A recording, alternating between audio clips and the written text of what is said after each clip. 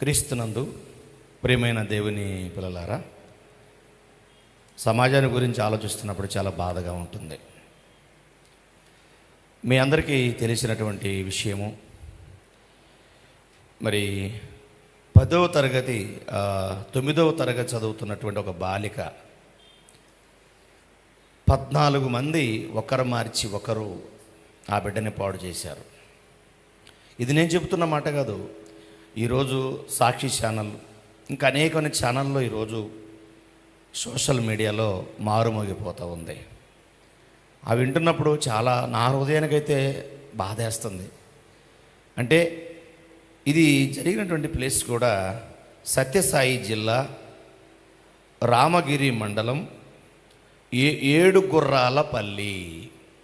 మళ్ళీ చెప్తున్నానండి, సత్యసాయి జిల్లా రామగిరి మండలం ఏడుగుర్రాలపల్లిలో ఒక భయంకరమైన దారుణం చోటు చేసుకుంది. ఒక మైనరు బాలికని 10 నెలల మించి ఒకరు మార్చి ఒకరు 14 మంది ఆమెని నాశనం చేశారు, నలిపేశారండి. ఆ చిన్న బిడ్డని నలిపేశారు. అసలు ఎందుకు ఇలా జరిగింది అని ఆలోచిస్తే దీని వెనక మన చరిత్రలోకి వెళితే దీంట్లో జరిగినటువంటి ప్లాస్టిక్ ఏంటంటే, ఒక అబ్బాయిని ప్రేమించింది ఈ అమ్మాయి.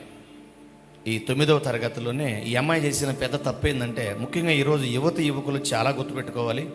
క్రైస్తవ తల్లిదండ్రులైనటువంటి వారు మీ పిల్లలకి ఈ మాటలు ఖచ్చితంగా దయచేసి వినిపించాలని నా ప్రేమపూర్వకమైనటువంటి విన్నపము కూడా, ప్రార్థన కూడా చేస్తున్నాను. దయచేసి క్రైస్తవ తల్లిదండ్రులు మీ పిల్లలకి ఈ వీడియో వినిపించండి. దయచేసి మీ పిల్లలకి ఈ వీడియో వినిపించండి.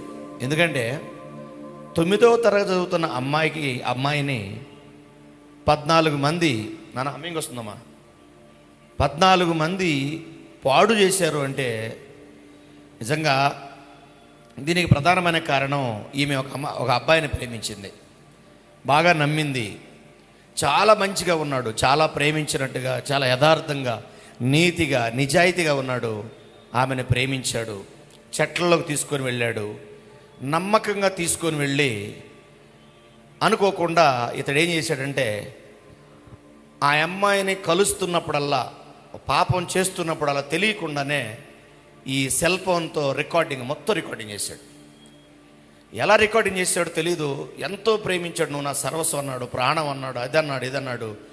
9వ చదువుతున్న అమ్మాయిని వల్ల వేసుకున్నాడు, మొత్తం రికార్డింగ్ చేశాడు. ఈ రికార్డింగ్ చేసి తనకి ఎవరైతే ఇష్టం వాళ్ళందరితో కూడా నువ్వు వెళ్ళాలి, లేదంటే ఈ వీడియోని నేను బయట పెడతాను, లేదా ఈ వీడియో వేరే వాళ్ళు షేర్ చేస్తాను, ఇలాగా భయంకరంగా ఆమెను టార్చర్ పెట్టి సరే, ఆమె ఆ పాపకి, ఆ బాలిక ఏం తెలుస్తుంది? మైనర్ బాలిక, 9వ తరగతి చదువుతున్న బాలిక ఏం తెలుస్తుందండి? ఈ దుష్ట మృగాల చేతులు పడిపోయిందండి.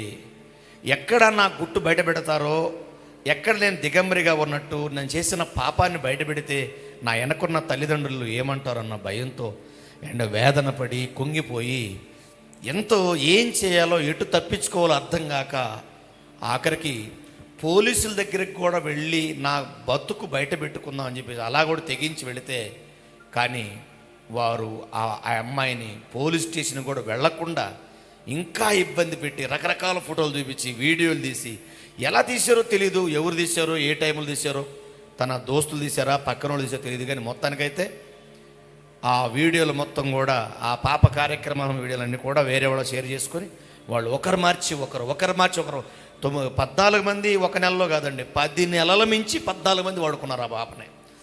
తీరా చూస్తే ఈరోజు ఆమె గర్భం దాల్చింది. ఎంత నీచమైన విషయం చెప్పడానికి నాకు ఎంత బాధగా ఉందంటే, మరి వినడానికి మీకు ఎలా ఉందో నాకు అర్థం కావట్లా. సమాజానికి కూడా ఎలా ఉందంటే, ఎప్పుడు సోషల్ మీడియాలో, టీవీల ద్వారా, నెట్ ద్వారా వస్తున్న విషయాలు చూడటం వల్ల ఏముంది, ఇది చిన్న విషయం అనుకుంటున్నారు. ఏమండి, నీ ఇంట్లో ఒక బిడ్డ అయ్యి ఉండి 9వ తరగతి చదువుతున్న నీ అమ్మాయిని ఇలా ఎవరైనా చేస్తే నీకు ఎలా ఉంటుందండి? ఏమండి, కత్తి పెట్టి కొయ్యాలనిపించదా? ముక్కలు నరకాలనిపించదా? ఎందుకు ఇలా జరుగుతుంది, అసలు ఏంటిది ఇంతకు ఈ పాయింట్ ఎందుకు నేను మాట్లాడుతున్నా? న్యూస్ చెప్పింది. నేను ఎప్పుడు కూడా న్యూస్ చెప్పినట్టు చెప్పను. నేను చెప్పాలనుకున్న రూట్ వేరు ఉంటుంది. దాన్ని కొంచెం ఆలోచించాలి మనసు పెట్టి. మీరు ఏంటి వీడు చెప్పేది అనుకోకుండా దయచేసి. నేను చెప్పబోతున్న ఉద్దేశం ఏంటంటే, ఇక్కడ ఇలా జరుగుతుంటే దేవుడు ఏం చేస్తున్నాడు అని అడుగుతున్నారు. అందుకు నేను వచ్చాను ముందుకు. ఇక్కడ ఇలా జరుగుతుంటే అంటే ఎలా ఉందంటే, మనుషులందరూ కూడా వాళ్ళ ఇష్టప్రకారంగా తప్పులు చేయొచ్చు, ఏమైనా చేయొచ్చు. కానీ ఎన్ని తప్పులు చేస్తున్నా కానీ దేవుడు ఏం చేస్తున్నాడని మాత్రం అంటున్నారు. అందుకే ప్రతి ఒక్కరు ఈ వీడియో ఆలోచించాలి. ఈ కొద్ది నిమిషాల్లో మీరు ఆలోచించాలా. ముందుగా మీకు ఒక మాట చెప్తా. ప్రసంగి గ్రంథం తీయండి ఒకసారి. ప్రసంగి గ్రంథం 8వ అధ్యాయం తీయండి. 8వ అధ్యాయంలో 11వ వచనంలో ఒక మాట రాయబడి చదువుతారు, చూడండి ఒకసారి. దుష్క్రియకు తగిన శిక్ష శీఘ్రముగా కలగపోవట చూసి, శీఘ్రము అంటే తొందరగా కలగకపోవటం మనుషులు చూసి, మనుషులు భయము విడిచి ఏం విడిచిపెట్టారంట? భయాన్ని విడిచిపెట్టారు మనుషులు. భయం లేదు. అరే ఈ తప్పు చేస్తే ఏమవుతుందో, ఇది చేస్తే ఏమవుతుందని భయం ఎక్కడుంది? భయం లేదు. హృదయపూర్వకముగా దుష్క్రియలు చేయుదురు. చూసారా? అసలు అంటే హృదయపూర్వక మనసు పూర్తిగా చేస్తున్నారు. మనస్ఫూర్తిగా దుష్క్రియలు చేయుదురు. ఎందుకు చేస్తున్నారని అడిగితే ఆ మొదటి లైన్లో అంటాడు, దుష్క్రియకు తగిన శిక్ష శీఘ్రముగా కలుగుపోవటం మనుషులు చూసి భయాన్ని విడిచిపెట్టేశారు. అంతే, భయం లేదు. వాళ్ళతో కూడా మనస్ఫూర్తిగా చేస్తున్నాడు. చూసావా? అదే నేను ఒక్కడ చేసింది తప్పు అని వీడు అనుకోకుండా వీడు ఇంకొకటి గంట పెట్టడం, వాడు ఇంకొకటికి ఒక అమ్మాయి, ఒక ఆడబిడ్డ అండి, అదేమన్నా ఒక రూపం అండి మార్చుకోవడానికి సిగ్గులేని ఈ ఎదవలో. నేను చెప్పకూడదండి. అది టీడీపీ పార్టీకి సంబంధించిన వాళ్ళు మొత్తం 9 మంది వాళ్ళు అంటున్నారు. నేను కావాలంటలేదండి. వాళ్ళు ఎవడైతే ఏంటంటే ప్రతి వర్గంలో ఇలాంటి దౌర్భాగ్యులు, ఇలాంటి ఆంబోతులు, నీచమైన ఉన్నారండి. నీచమైన ఒక ఆడబిడ్డని ఇలా వాడుకున్నారండి. అంటే ఎందుకు ఇలా జరుగుతుంది అంటే, ఇప్పుడు చెప్తా. మీరు అన్నారే దేవుడు ఉంటే పట్టించుకోలేదు. నేను అడుగుతున్నా, దేవుడు కాదు, దీని వెనక ఒక విషయం. దుష్క్రియకు తగిన శిక్ష శీఘ్రముగా కలుగుపోవడం చూసి మనుషులు ఆ భయమును విడిచి హృదయపూర్వకంగా చేస్తున్నారు. అంటే ఎందుకు చేస్తున్నారు వీళ్ళు? ఎందుకు చేస్తారంటే, వీళ్ళకి దుష్క్రియకు తగిన శిక్ష శీఘ్రముగా అంటే తొందరగా అంటే తప్పు చేసినప్పుడు వెంటనే వారికి శిక్ష అమలు కావట్లేదు. అంటే ఇది దేవుడి మీదుగా పెట్టాల్సింది. దేవుడు ఏం చేశాడు? రాజులు నియమించాడు ప్రారంభంలో. రాజుల తర్వాత న్యాయాధిపతులు, మొదట్లో న్యాయాధిపతులు, ఆ తర్వాత రాజులు, చక్రవర్తులు వచ్చారు. వీళ్ళందరూ దేవుడిని నియమించాడు. ప్రారంభంలో 10 మందికి న్యాయాధిపతి, 100 మందికి ఒక న్యాయాధిపతి, 1000 మందికి ఒక న్యాయాధిపతి, ఆ తర్వాత ఒక దేశానికి ఒక ప్రధానమంత్రిగా, ఒక రాజుగా. ఆ రాజులే కదా ఇప్పుడు ప్రధానమంత్రిగా మారింది. అంటే అర్థం దేవుడు ఎవరి చేతికి ఇచ్చాడు చట్టాన్ని? ఇదిగో అధికారుల చేతికి ఇచ్చాడు. అధికారుల చేతికి చట్టాన్ని ఇచ్చినప్పుడు దీన్ని చర్య ఎవరు తీసుకోవాలంటే అధికారులు తీసుకోవాలి దీన్ని. కానీ అధికారంలో ఉన్న ఈరోజు చట్టం ఎవరి చుట్టం కాదన్నారు. అలాంటప్పుడు మరి చట్టం ఎందుకండి లేట్ చేస్తుంది? అంటే సరైన శిక్ష ఇలాంటి వాడికి పడకపోవటం వల్ల, సరైన శిక్ష ఇలాంటి వాడికి పడలేదు కనుక వాడు అహంకారిగా గర్వంగా. అందుకేనండి బైబిల్లో ఒక మాట, ఇర్మియా గ్రంథం చూడండి. ఇర్మియా గ్రంథం ఒక మంచి మాట మేము చూపిస్తా. ఇర్మియా గ్రంథం. ఇది క్రైస్తవ తల్లిదండ్రులారా మీకు దండం పెట్టి చెప్తున్నా, మీ పిల్లలను కాపాడుకోవాలంటే ఈ వీడియో ఖచ్చితంగా వినాల్సిందే. అందుకే దేవుడు భవిష్యత్తు ముందు ఒక మాట చెప్తున్నాడు. ఇదిగో చాలా జాగ్రత్తగా చెప్పి ఇర్మియా కదా 5వ అధ్యాయం వస్తే ఏమన్నాడు? 5వ అధ్యాయంలో 8వ వచనంలో ఒక మనిషి ఏ విధంగా బలిసిన గుర్రంలాగా మారిపోయాడు చెప్తున్నాడు. అక్కడ బాగుగా బలిసిన గుర్రముల వలె ఏంటి? బాగుగా బలిసిన గుర్రముల వలె ప్రతివాడు ఇటు అటు తిరుగుతూ. ఎందుకు తిరుగుతాడు వీడు? పాపం మంచినీళ్ళు తాగేస్తాడండి. పాపాన్ని ఇటు అటు తిరుగుచు వాడికి భార్య ఉంది మళ్ళీ, కానీ పొరుగువాని భార్యను సకిలిస్తున్నాడు. వేళ్ల గుర్తు చూపిస్తున్నాడు, చేతి గుర్తు చూపిస్తున్నాడు, కను సైగలతో చేతి గుర్తు చూపిస్తున్నాడు, కాళ్ళ గుర్తులు చూపిస్తున్నాడు. అందుకే వాడి పేరు. అలాంటి దుర్మార్గులు విచారణ చేస్తారు. ఈ దుర్మార్గుల గురించి ఏమన్నాడు దేవుడు? బలిసిన గుర్రం. ఏమన్నాడు? బలిసిన గుర్రం. ప్రతి వాడు ఇటువంటి తిరుగుతున్నాడు, బలిసిన గుర్రములే అన్నాడు. ఈరోజు ఎవరికి భయం ఉందండి? యువతి చెడు. అసలు ఆ అమ్మాయి ఎందుకు నమ్మాలండి? అసలు ముందు ఆ అమ్మాయి నన్ను చెప్పాలి. ఆ అమ్మాయిని ఈరోజు 14 మంది 10 నెలల మించి తిప్పుకుంటున్నారంటే వాడు ఊరుకుంటాడా? వారానికి 2 సార్లు, ఒకసారి 10 సార్లు, ఎన్నిసార్లు? ఎంత ఘోరం! నలిపేసి ఉంటారు. నలిపి మన గుడ్డన గనక నీళ్ళలు పిండి పడేసి ఉంటారు. కారణం తప్పు ఆ అమ్మాయితో చెప్పాలి, ఇక్కడ ఓ చెప్పాలంటే అసలు ఎందుకు నమ్మాలి, ఎందుకు వాడిని ప్రేమించాలి, అంత అవసరం ఏంది? నీ అబ్బా నీ అమ్మ చూసి నాకు సంబంధానికి ఆగలేవా? ఒళ్ళు కొవ్వెక్కిందా, కామతో విట్రైకిపోయావా? సిగ్గులేని వ్యవస్థ తయారైపోయింది. దీన్ని గురించి యువతకి భయం లేదు, ఈరోజు సమాజానికి భయం లేకపోతే ఈ తల్లిదండ్రులు కూడా పిల్లలకి భయం చెప్పట్లేదు. చదువుల పేరు వదిలిపడేస్తున్నారు అంతే. వాడికి నచ్చిన ఫోన్ కొనిపిస్తారు, ఆమెకు నచ్చిన ఫోన్ కొనిపిస్తారు. ఆ స్మార్ట్ ఫోన్ తీసుకుంది, ఆ టచ్ ఫోన్ తీసుకుంది, వెళ్ళిపోయింది. ఇక తన ఇష్టం. ఏ చెట్లకో గుట్లోకి వెళ్ళి ఎవరితో స్నేహం చేస్తుంది, ఎవరితో ఫ్రెండ్, ఆ ఫ్రెండ్షిప్ అంటది. ఇలా ఫ్రెండ్షిప్ అంటది, రేపొద్దున హస్బెండ్ అంటది, రేపొద్దున బాయ్ ఫ్రెండ్ అంటది, ఆ తర్వాత ఇంకో ఫ్రెండ్ అంటది. తొక్కలో పిండ అనే పరిస్థితికి తెచ్చుకుంటారు. మీరు తెచ్చుకుంటారు.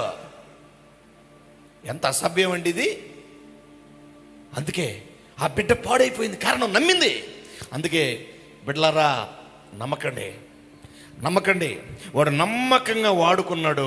వాడుకున్నాక పోనీ నేను తప్పు చేసాక ఏమో అనుకున్నాడా? అనుకోలే. ఆయన ఆమె ఎవరు? మైనర్, చిన్న బాలికండి ఆమె. వివాహం చేసే వయసు కూడా ఆమెకు లేదు. 9వ తరగతి అని మీకు తెలుసు కదండి. 13, 14 సంవత్సరం అంతమించి ఏమవుతుందండి? చిన్న పిల్లండి. 14 మంది అండి. ఏమండి, సాక్ష్యాధారాలతో సహా ఈరోజు నేను చెప్పడం కాదు, చూడండి ఛానల్లో బీపత్సంగా అనేక ఛానల్లో, ఇది సాక్షి ఛానల్లో నేను వింటా వచ్చాను. నేను ఎంత ఘోరం అండి ఇది. సత్యసాయి జిల్లా, ఆ జిల్లాలో జరిగినటువంటి ఈ విషయాన్ని రాయగిరి మండలంలో 7 గుర్రాలపల్లిలో జరిగినటువంటి, ఏమంటే ఆ ఒక్క పల్లె జరిగినట్టు వట్టి మాటలండి. ఇలాంటి ఎన్నెన్ని పల్లెల్లో జరుగుతున్నాయి, పట్టణాలలో, గ్రామాలలో, సిటీల్లో, నగరాల్లో బీపత్సంగా అండి. మొన్నండి నాకు ఒక కొత్త విషయం తెలిసిందండి. రాత్రి వేరే చోట అపార్ట్మెంట్ తీసుకున్నాడు కూడా రెంటకని, కుర్రాళ్ళు బ్యాచులర్, వాళ్ళు మొత్తం 6 కుర్రాళ్ళు ఉన్నారు. కిరాయి ఎక్కువ చెప్పేసి రెంట ఎక్కువ ఇచ్చేసిన తర్వాత ఏం జరిగింది తెలుసా? వాడు 6 రెంటకుంటున్నారు. ప్రతిరోజు అమ్మాయిలు తెచ్చేసుకొని ఆ లిఫ్ట్లో గుండా పైకి వెళ్ళిపోయి ఇష్టం వచ్చినట్టు పాపం చేస్తూ ఉన్నారు. ఆ బిల్డింగ్ కట్టినట్టు అపార్ట్మెంట్ ఓనర్ అక్కడ లేడు. ఈ కిరాయి కింద ఉన్న వాచ్మెన్ ఫోన్ చేశాడు, ఇలా జరుగుతుందంటే ఆయన పెద్ద పట్టించుకోవాలా. ఈలోగా ఆయన పట్టించుకోవడం చెప్పేసి ఈ రెంట కింద ఉన్న వాళ్ళే ఎప్పుడు వస్తున్నారు, ఎవరు పోతున్నారు మొత్తం లిఫ్ట్తో సహా మొత్తం సెల్ ఫోన్ పెట్టుకున్నాడు. మొత్తం ఆ వాచ్మెన్ రికార్డింగ్ చేశాడు. పైకి వెళ్ళాడు, కిందకి వెళ్ళాడు, ఏ అమ్మాయి వస్తుంది, ఎప్పుడు పోతుంది, ఎక్కడ పోతుంది, మొత్తం పోయి చూస్తే వాళ్ళ రూములో దరిద్రపు వస్తువులు ఉన్నాయి. రకరకాల కండోమ్స్ దరిద్రంగా. ఏంటంటే విషపూరితం అయిపోయింది జీవితం. ఎందుకు ఇలా అయిందంటే దీంట్లో మనము అధికారుల యొక్క ప్రయత్నం కూడా ఇందులో కొంత ఉండాలి. అదేంటంటే దుష్క్రియకు తగిన శిక్ష శీఘ్రంగా కలుగకపోవట చూసి మనుషులు భయమును విడిచిపెట్టి, అంటే ఎందుకు భయం లేదు వాడికి శిక్ష పట్టవలా. వాడు ఏ తప్పు చేశాడు ఆ తప్పుకు తగ్గ శిక్ష అమలు అయిందంటే వాడు భయపడతాడు. వాడికి సరైన శిక్ష పడట్లేదు కాబట్టి వాడు ఇష్టానుసారంగా జీవిస్తున్నాడు. ఏముందిలే, బెయిల్ మీద బయటికి రావచ్చు. ఎవరి భయం ఉందండి? దేవుడు భయమే లేకుండా ఈ సమాజం పాడు చేసిందండి. దేవుడు భయం లేదు కాబట్టి పోలీసు భయం లేదు, అధికారి భయం లేదు, జడ్జి భయం లేదు, న్యాయమూర్తి భయం లేదు, న్యాయవాది భయం లేదు, ఏ విలేకరుల భయం లేదు, ఏ మీడియా భయం లేదు, ఏ భయం లేదు. పిచ్చలవిడిగా ఇది దొరికిందే ఒకటి. ఇలాంటి ఎన్ని మొన్న ఏదైనా మీకు తెలుసు కదా తేజశ్రీ తన కన్న తల్లిని అంజలి గారిని రాడ్డుతో కొట్టి, సుత్తితో కొట్టి, తెల్ల సున్నితో మెడకి ఉరేసి లాగి చచ్చిపోయిందని వెళ్ళిపోయిన తర్వాత ప్రియుడైనటువంటి శివాకి తన ఫ్రెండ్ తన తమ్ముడైనటువంటి విశ్వంత్కి ఫోన్ చేస్తే వాళ్ళు బైక్ మీద వచ్చేసి మళ్ళీ ఆమె కాళ్ళు చేతులు ఆడిస్తుందని మళ్ళీ కత్తి తీసుకొని పేక మొత్తం కోసిపడేశాడు. వాడు పేక మొత్తం కోస్తుంటే కన్నబిడ్డ అక్కడే ఉందండి. కన్నబిడ్డ అక్కడే ఉంది. ఏటి పోతుందండి సమాజం. అందుకే జాగ్రత్త పడండి సుమా. ఇది దేవుళ్ళు అంటానికి వీల్లేదు. ఎందుకంటే దేవుడిని అంటే అస్సలు ఒప్పుకునే పని లేదు ఎవరు కూడా. దేవుడు చూస్తే ఎందుకున్నాడు? దేవుడు చట్టానికి ఇచ్చాడు ఈ అధికారం. మీరు ఎందుకు రాజులుగా పెట్టాను, మిమ్మల్ని ఎందుకు న్యాయాధిపతులు పెట్టాను, మిమ్మల్ని ఎందుకు ప్రధానమంత్రులుగా, మిమ్మల్ని ముఖ్యమంత్రులుగా, పిఏలుగా, సీఎంలుగా, పిఎంలుగా, సీఎంలుగా, లేకపోతే ఎమ్మెల్యేలుగా, ఎమ్మెల్సీగా ఎందుకు మిమ్మల్ని అధికారులుగా, ఎంపీలుగా మిమ్మల్ని పెట్టాను? చట్టం తీసుకోవాలి దీని గురించి. చట్టం సరైనటువంటి నిర్ణయం తీసుకుంటే ఒక్కొక్కడు టాయిలెట్ పోయాలి. ఒక్కొక్కడు ఏ అమ్మాయి కలిసి చూడాలని సరే. ఈరోజు ఊర సూపులో. అందుకే బైబిల్లో ఒక మాట ఇప్పుడు మత్తయి సువార్త ఒకసారి, మత్తయి సువార్త 6వ అధ్యాయంలో 22వ వచనం 23 చదవండి ఒకసారి. మత్తయి 6, 22, 23 వచనం ఏముంది? ఏమని కంటి గురించి దేవుడు మాట్లాడుతుంది అక్కడ. చదవు. మత్తయి సువార్త 6వ అధ్యాయం 22వ వచనం 23 వచనం. దేహమున కన్నే గనుక నీ కన్ను తేటగా ఉంటే నీ దేహమంతయు వెలుగుమయమై అది గుర్తుపెట్టు. కన్ను తేటగా ఉండాలి. ఆ ఎందుకు ఉండలేదు? కింద ఎందుకు ఉండలేదు? అక్కడ కన్ను చెడినదైతే ఎప్పుడైతే కన్ను చెడిపోతుందో నీ దేహమంతయు చీకటిమయమై ఉండును. అంత చీకటిమయమైపోద్ది. నీలోనున్న వెలుగు. ఆగండి, కన్ను చెడిపోతున్నాడు. కన్ను ఎందుకు చెడిపోతుంది చెప్పండి. ఇప్పుడు నీ కన్ను చెడినదైతే నీ దేహం అంతా, కన్ను సైజ్ అంతా 1 ఇంచ్ వేసుకోండి. నా దృష్టిలో అది ఆపించకూడదు కాదు. కన్ను అన్నాడు, కన్ను గుడ్డునే అంటలేదు. కన్ను అంటే లోపల ఆవగింజంత ఉంటుంది. దాని సైజు ఆవగింజంత. మనిషి ఆకారం 6 అడుగుల మనిషి, 60 కిలోల బొరువు. ఈ కనిగుడ్డు లోపల ఉన్నటువంటి ఆ కన్ను, దాని బొరువు అని తెలుసా? 50 గ్రాములు కూడా ఉండదు. అర సెట కూడా ఉండదు. కానీ ఆ ఒక్కరో చెడిపోయిందంటే దేహం అంతా కూడా చెడిపోతున్నాడు. ఇంత కన్ను ఎందుకు చెడిపోతుంది? ఎందుకు చెడిపోతుందంటే చూస్తున్న టీవీలు, చూస్తున్న సినిమాలు, వస్తున్నటువంటి చండాల పేర్లు నాకు తెలుసు కానీ చెప్పను అవన్నీ.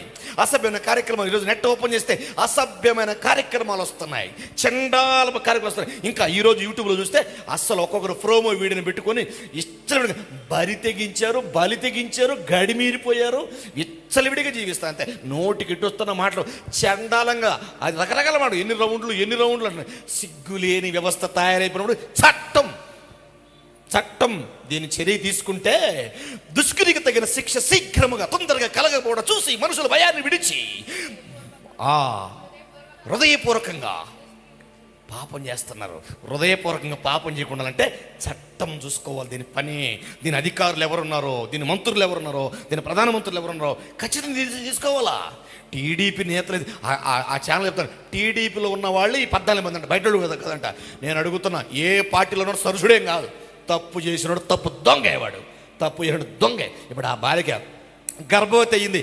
ఇప్పుడు ఆ పుట్టే బిడ్డకి తండ్రి ఎవడని చెప్పాలి. ఈ 10 నెలలు ఈ 14 మంది వాడుకుంటే ఆ బిడ్డని తండ్రి చెప్పాలి. అందుకే ఆడబిడ్డలు చెబుతున్నా, జాగ్రత్త. నీ ఇష్టం, కాలు జారిన, చూపు జారిన, మాట జారిన, క్రియ జారిన, నడక జారిన దెబ్బ తినేది నువ్వే. అరిటాకెళ్ళి ముళ్ళు మీద పడ్డ అరిటాకే ప్రమాదం, ముళ్ళెళ్ళి అరిటాకు మీద పడ్డాం అరిటాకే ప్రమాదం. ఆడపిల్ల అరిటాకు ఒళ్ళు దగ్గర పెట్టుకొని ప్రవర్తించండి. అంత ఊపు ఉంటే నీ తల్లిదండ్రులు చూసిన సంబంధాన్ని పెళ్లి చేసుకొని మంచిగా బతకండి. 9వ తరగతులను పెట్టిరేగిపోతున్నావే ఏంటి? లవ్వులు కామెంట్లు, ఈ చాటింగ్లు, బేటింగ్లు, ఎందుకు ఇవన్నీ? నీ జీవితాన్ని సర్వనాశనం చేసి ఈ టీనేజీలో ఇవన్నీ వస్తున్న కార్యక్రమాలు అని చెప్పేసి ఈరోజు ఆ ఒక్క బిడ్డే కాదు, ఇలాంటి బిడ్డలు ఎంతోమంది బలైపోయారు. అందుకే బైబిల్లో దేవుడు నీ కన్ను చెడిన దేహం అంతా కూడా చెడిదైపోయింది బైబిల్ రాస్తుంది. అందుకే బైబిల్ రాయబడింది ఏబు గ్రంథం 34వ అధ్యాయం 17 చూడోసారి. ఏబు గ్రంథం 34 ముగిచేస్తాయి 17వ వచనంలో ఏమన్నాడు? న్యాయ సంపన్నుడు ఆయన వాని మీద నేరం మోపుదువా అంటే దేవుడు ఎవరు? న్యాయ సంపన్నుడు. మరి ఆయన మీద ఎందుకు నేరం మోపుతారు? దేవుడు చూస్తా ఉండలేదు. నీకు ఎందుకు ఇచ్చాడు అధికారం? మిమ్మల్ని ఎందుకు పెట్టాడు అధికారం చెప్పండి. మీకు న్యాయాధిపతులుగా, రాజులుగా, చక్రవర్తులుగా, ప్రధానమంత్రులుగా, సీఎంలుగా, పిఎంలుగా, ఎమ్మెల్యేలుగా, ఎమ్మెల్సీగా, జడ్పీటీసీలుగా, వార్డు మెంబర్లుగా, సర్పంచ్లుగా ఎందుకు పెట్టాడంటే, ఎందుకంటే ఒకటే గుర్తుపెట్టుకోండి, అధికారం మీకు ఇచ్చాడు దేవుడు, చట్టం మీ చేతి ఇచ్చాడు, మీరు న్యాయం చేయండి. దేవుడు అనే హక్కు ఎవరు లేదు. యెషయా గ్రంథం 59వ అధ్యాయము 14వ వచనం మీరు చూస్తే న్యాయమునకు ఆటంకము కలుగుతున్నది అన్నాడు. న్యాయానికి ఆటంకం కలుగుతుంది. అందుకే న్యాయానికి ఆటంకం కలగకుండా ఉండాలంటే దయచేసి అధికారులు దీన్ని చర్య తీసుకోవాలి. May God bless you. Thank you.